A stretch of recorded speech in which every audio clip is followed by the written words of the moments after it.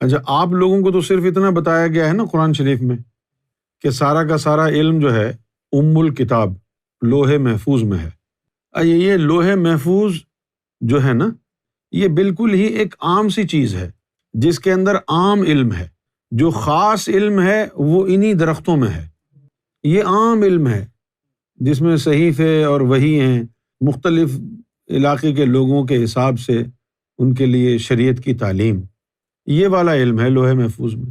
جو خاص علم ہے وہ تھوڑی ہے یہاں پر۔ بسم اللہ الرحمن الرحیم، الحمد لولیہ والصلاة علی نبیہ محمد المصطفیٰ وآلہ واصحابہ المتأدبین بآدابہ، اما بعد، اللہم صلی علی محمد وعلی آل محمد وبارک وسلم صلی علیہ۔ معزز سامعین، آج پھر میں آپ کے سامنے حاضر ہوں کہ پھر سے سید یونس گوہر نے ایک اور لچ تلا، وہ یہ کہ ان کا کہنا لوح محفوظ پر جو علم ہے وہ عام علم ہے، اور جو سدرۃ المنتہا پر جو درخت ہے اس کے ٹہنیاں ہیں، ان کے اندر جو علم ہے وہ علم خاص ہے۔ اللہ تعالیٰ کی پناہ، ایسا عقیدہ رکھنے والا تو دائرہ اسلام سے خارج ہو جاتا ہے۔ دیکھیے، لوح محفوظ سے بڑھ کر کسی جگہ علم خاص نہیں پایا جاتا۔ کس طرح؟ میں آپ کے سامنے دلائل سے بات کروں گا۔ سید یونس گوہر جو ہے وہ بات کرتے ہیں، ان کے پاس کوئی دلیل نہیں ہوتی، قرآن پاک کی آیت پڑھتے ہیں، اس آیت کا جو حقیقی ترجمہ ہے وہ نہیں کہتے، اور وہ علماء کرام پر قدغن لگاتے ہیں۔ ان کا سینہ غرور اور تکبر سے بھر چکا ہے، ان کو کوئی بات عالم دین کے ہضم نہیں ہوتی، اور ان کو اس بات کی بھی توفیق نہیں کہ وہ کوئی بات کر رہے ہیں ان کا حوالہ دے ان کا کوئی حوالہ دے، نہیں، کوئی حوالہ ان کے پاس نہیں ہوتا، بے حوالہ یہ ہوائی پھر چھوڑ رہے ہوتے ہیں۔ دیکھیے، لوح محفوظ، لوح عربی کا لفظ ہے، ہا کے ساتھ، ہا ہلکی جو ہے، ایک ہوتا ہے ہا آنکھوں والی، دوسری ہا جو ہوتی ہے ہا ہلکی۔ لوحے، اس کا معنی عربی میں ہوتا ہے، یہ عربی کا لفظ ہے، اس کا معنی تختی ہے، اور محفوظ کہتے ہیں حفاظت والی جگہ۔ تفسیر بغوی جلد نمبر 4 صفحہ نمبر 440 پارہ 30 سورہ البروج آیت نمبر 22 کے تحت لکھتے ہیں، اور تفسیر بیضاوی جلد نمبر 5 صفحہ نمبر 292 پارہ نمبر 27 سورہ الواقعہ آیت نمبر 78 کے تحت لکھتے ہیں، کہتے ہیں کہ لوح محفوظ کو لوح محفوظ اس لیے کہتے ہیں کیونکہ یہ لوح، یہ تختی شیاطین کی دسترس کہتے ہیں پہنچ کو، شیاطین کی پہنچ سے دور ہے۔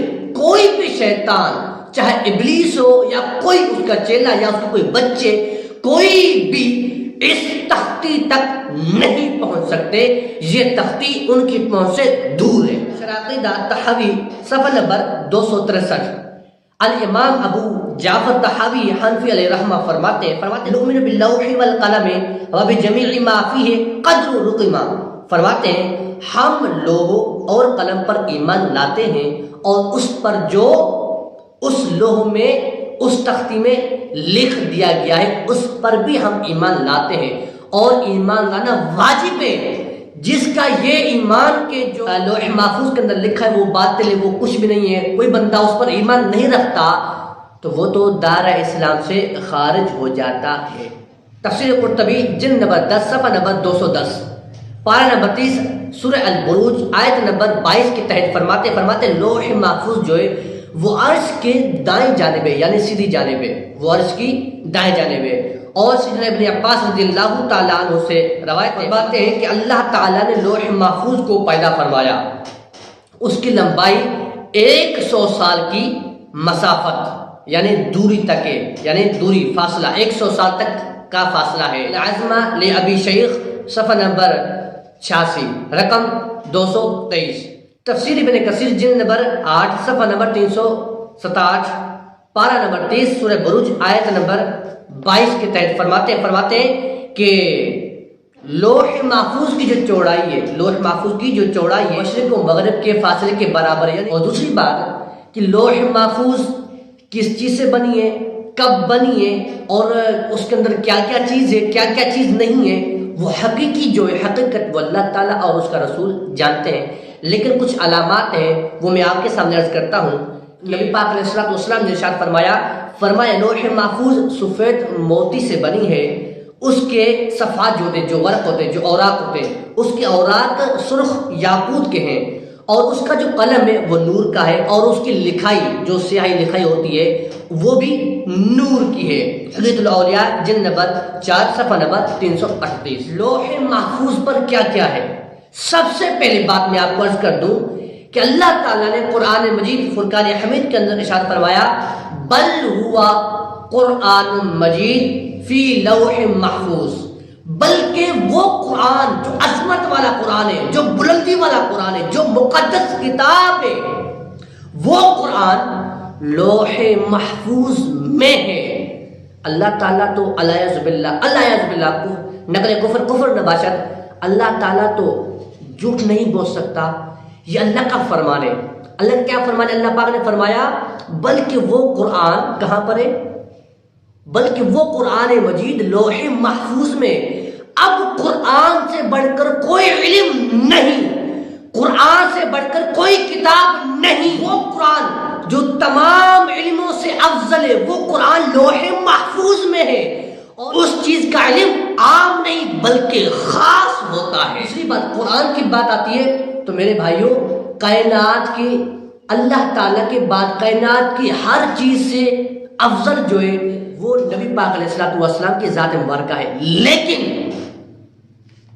جو قرآن مجید ہے، قرآن مجید کے گتا اور جو یہ پیپرز ہیں، جو اوراق ہیں، ان سے بھی افضل نبی پاک علیہ الصلوۃ والسلام کی ذات ہے۔ لیکن جو قرآن کی لکھائی یعنی الحمدللہ رب العالمین الرحمن الرحیم مالک یوم، جو لکھائی ہے بل ہوا قرآن مجید فی لوح محفوظ، یہ جو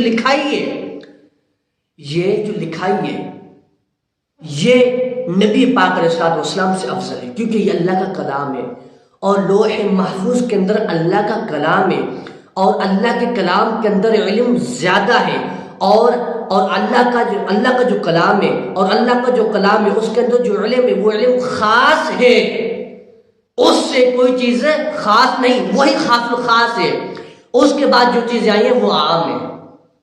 دوسری بات، تفسیر قرطبی جلد نمبر 10 صفحہ نمبر 210، پارہ نمبر 30 سورہ بروج آیت نمبر 22، آیت کے تحت علماء کرام فرماتے کہ لوح محفوظ میں مخلوق کی تمام اقسام اور ان کے متعلق تمام امور، مثلا موت، رزق، اعمال وغیرہ، اور ان کے نتائج اور ان پر نافذ ہونے والے جو کام ہوتے ہیں، نافذ ہونے والے جو فیصلے ہوتے ہیں، وہ تمام لوح محفوظ کے اندر موجود ہیں، لکھے ہوئے ہیں۔ اور یہاں تک کہ یونس الغور، آپ کا جو نامہ اعمال ہے، جو آپ کے نتائج ہیں، آپ کے جو اعمال ہیں، اور آپ کے پیر و مرشد کے جو اعمال ہیں، وہ بھی اس کے اندر لکھے ہوئے ہیں۔